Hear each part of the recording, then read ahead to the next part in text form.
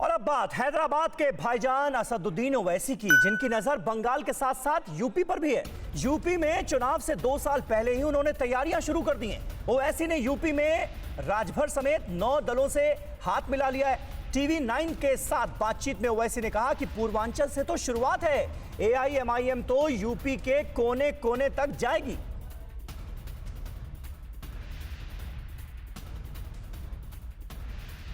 तो ओवैसी बड़े कॉन्फिडेंट नजर आ रहे हैं। बंगाल में तो एआईएमआईएम अपना दमखम दिखाने की पूरी तैयारी कर ही चुकी है। हालांकि लगातार यह कहा जा रहा है कि एआईएमआईएम की मौजूदगी से बंगाल में बीजेपी को फायदा होगा, टीएमसी को नुकसान होगा। मुस्लिम वोट बैंक में बड़ी सेंध लगाने की फिराक में एमआईएम, लेकिन अब यूपी में भी पूरी ताकत झोंकते हुए नजर आ रहे हैं असदुद्दीन ओवैसी।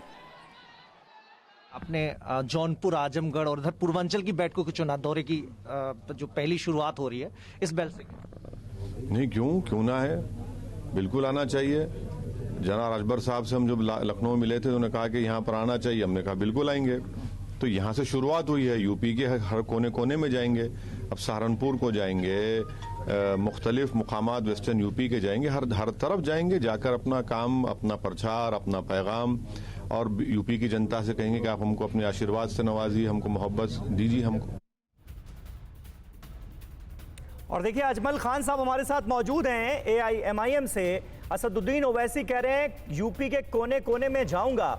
और खान साहब देखिए, फिर वही बात शुरू हो गई और कहा यह जा रहा है कि अखिलेश यादव जो हैं वो बड़े चिंतित हो गए हैं। असदुद्दीन ओवैसी जिस तरह से दमखम के साथ यूपी में उतरने की बात कर रहे हैं, वो भी 2 साल पहले ही इतने एक्टिव नजर आ रहे हैं। वही बात फिर कि बीजेपी को फायदा हो जाएगा। देखिए, मैं जहां तक पहले आपके दूसरे सवाल का जवाब दे दूं कि बीजेपी को फायदा हो जाएगा। 2019 में हम 3 पार्लियामेंट्री सीट का इलेक्शन लड़े थे। एक हैदराबाद की परंपरागत सीट है जिसको जीते, दूसरी औरंगाबाद पे बीजेपी और शिवसेना का अलायंस जीतता रहा है पिछले 25 सालों से, उसको हरा दिया। और तीसरा, जहां से बिहार में हम हारे हैं वहां से कांग्रेस जीती है। बाकी बिहार की सारी सीटें बीजेपी ले गई। तो कांग्रेस उनकी बी टीम है कि हम उनकी बी टीम है? रही बात ये। दूसरा सवाल आपने किया यूपी का। यूपी में हम लगातार 2-2.5 साल से कह रहे हैं कि हम यूपी में इलेक्शन लड़ेंगे, हम यूपी में इलेक्शन लड़ेंगे। और इलेक्शन लड़ना हमारा राइट है। किसको फायदा होगा, किसको नुकसान होगा, ये वो लोग जाने ना। जिनको नुकसान होगा उनकी चिंता जरूरी है, उनको सोचना चाहिए। 2019 में अखिलेश यादव कई सीट बचा पाए पार्लियामेंट की? कहाँ था उनका सारा गठबंधन? कांग्रेस के साथ गठबंधन कर लिया, दोनों लोग बैठ गए। इसमें भी हमारी कमी है। लेकिन खान साहब असदुद्दीन ओवैसी साहब जो हैं वो तो सेकुलर पार्टीज को साथ लाने की बात करते थे। तो अब समाजवादी पार्टी यूपी में आपकी नजर में सेकुलर है या नहीं है? अरे भाई, हमारी नजर में सेकुलर हो या ना हो, लेकिन क्या करेंगे हमने तो अपनी बात कह दी, हमारे प्रेसिडेंट ने अपनी बात कह दी। अखिलेश को सोचना है, उन्हें तय करना है कि वो क्या करना चाहते हैं। वो अगर बिहार के तेजस्वी यादव बनना चाहते हैं तो उनको मुबारक हो, हमें क्या दिक्कत है? बिहार के तेजस्वी यादव मतलब? अरे भाई, अगर वो नहीं हमारे साथ आना चाहते तो हम क्या कर सकते हैं? हमारे प्रेसिडेंट ने तो ऑफर ओपन किया है, खुला कहा है कि सेकुलर पार्टियों के साथ जाएंगे। गौतम लाइडी साहब, यानी एआईएमआईएम के लिए चाहे बंगाल हो या यूपी हो, हासिल करने के लिए बहुत कुछ है, खोने के लिए ज्यादा कुछ है नहीं, इसलिए खुला आसमान नजर आ रहा है सियासी लिहाज से। तो निश्चित तौर पे, और एआईएम का एक पॉलिटिकल पार्टी है, उनका हक है चुनावी मैदान में आना। लेकिन बात यह है कि देखिए, जैसे बीजेपी आगे बढ़ रहा है ना, हिंदुत्ववादी जो एजेंडा आगे जा रहा है, साथ साथ एक आइडेंटिटी पॉलिटिक्स भी इसके साथ जोड़ना चाहिए।